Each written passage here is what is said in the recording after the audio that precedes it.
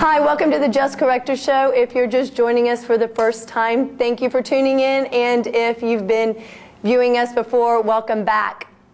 We all love this time of year. Thanksgiving, Christmas, we are busy preparing for those fabulous turkey and stuffing and trimming meals. And we want to spend quality time with our family and friends.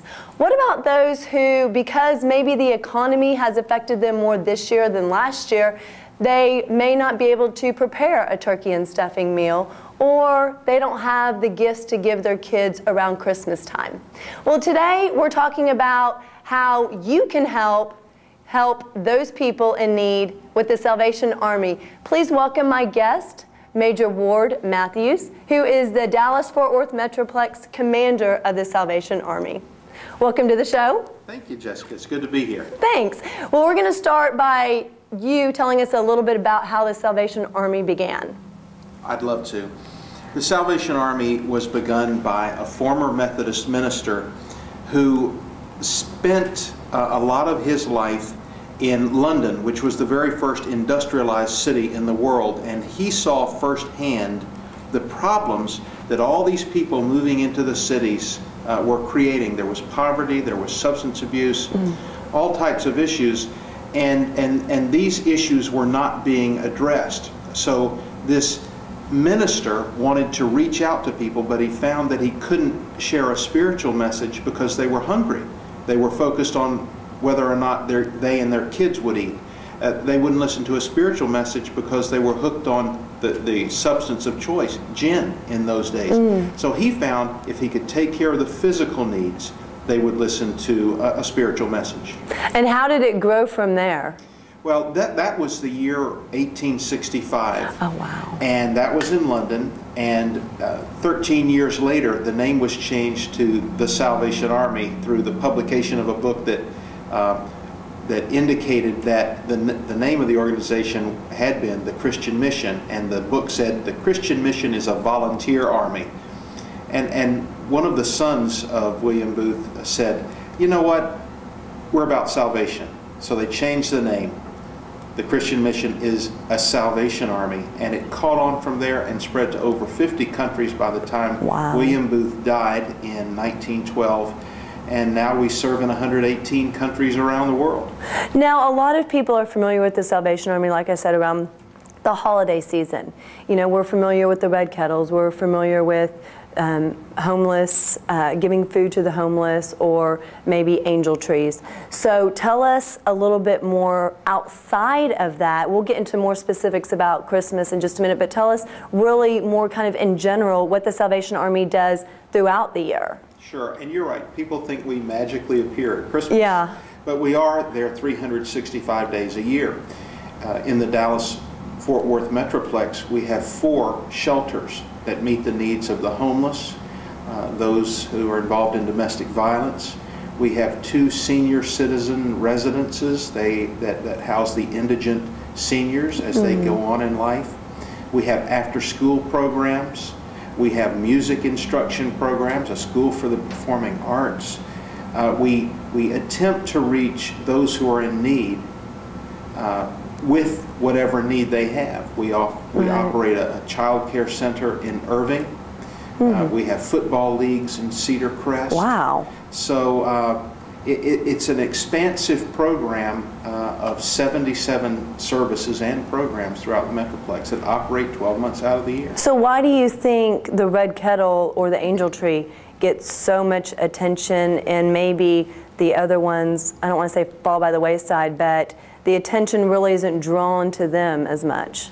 Well, I think the American public is more charitable in its intent during the holidays, and here is a unique symbol of the holidays, this red kettle and these bells.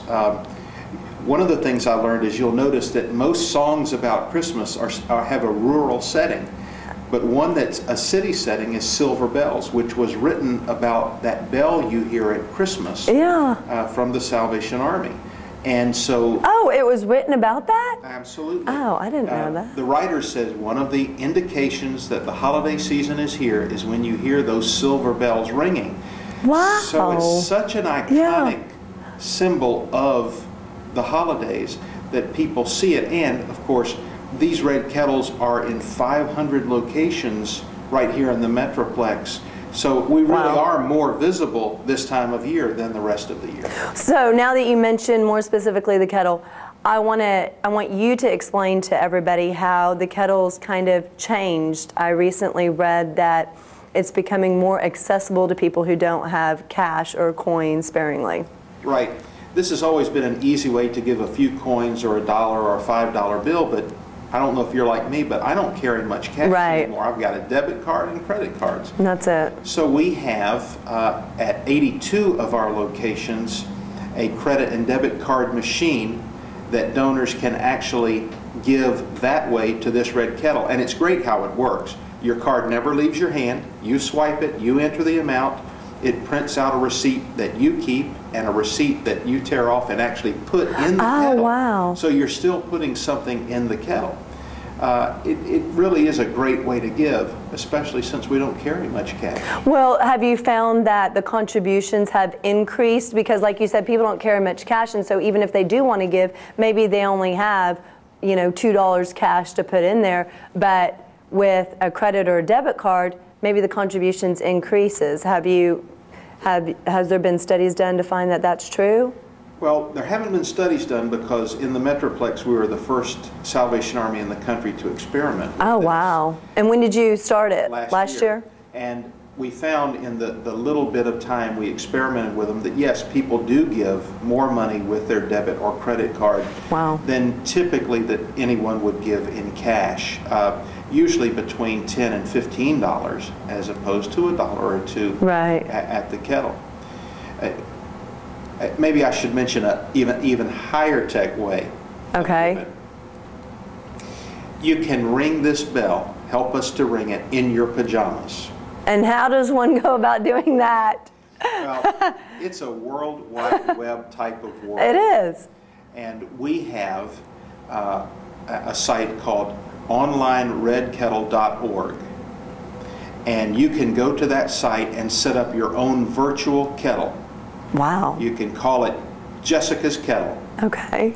And you set it up, and then using your email list, you send an email to all your friends. You don't have to think about what to say. The templates are all there. It's very easy to do. Even I could do it. You send this email to all your friends, and it says, "Give to my online red kettle," and then it takes them to a place where they can enter a credit card or a debit card, and the funds are deposited into your kettle so that folks know how much money you're raising at your virtual kettle. So now there's no excuses to not be able to give to the kettle. No, that's right. If you want to give, we make it possible to give, and there aren't any excuses. Exactly. Now, you said 82 locations are where the debit and credit cards can be found. What specifically, like in what kind of, in front of what stores? I mean, are they going to be in more of department stores, Walmarts? Typically, we're experimenting all throughout. Virtually, about 1 in 6 kettles now have this ability to give through the credit card or the debit card. So we've got them spread throughout the Metroplex.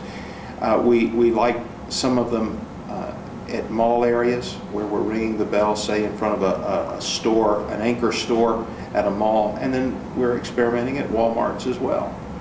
Virtually everyone in this country carries less cash now than they used to, so we're spreading them out. So how do you think this year, with the economy being what it is, how do you think that that's going to affect kettle, like donations to kettles, if at all? Well, we, believe in the American public, and in very tough times, like the year after Katrina hit, the kettle set a record. Oh, wow. And we all thought in the Salvation Army, wow, the American public has given and given and given.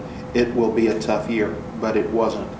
The people who give to the kettles are really pretty sure that there's a great need. They know that there's a need out there, and they're willing to put in $1 or $2 because they can help very directly those right here in their hometown. And that's one of the beauties of the kettle. The money stays right where it's raised. So if you give in Garland, it stays in Garland. Oh, wow. It does. So in that specific city. So where do you distribute the funds?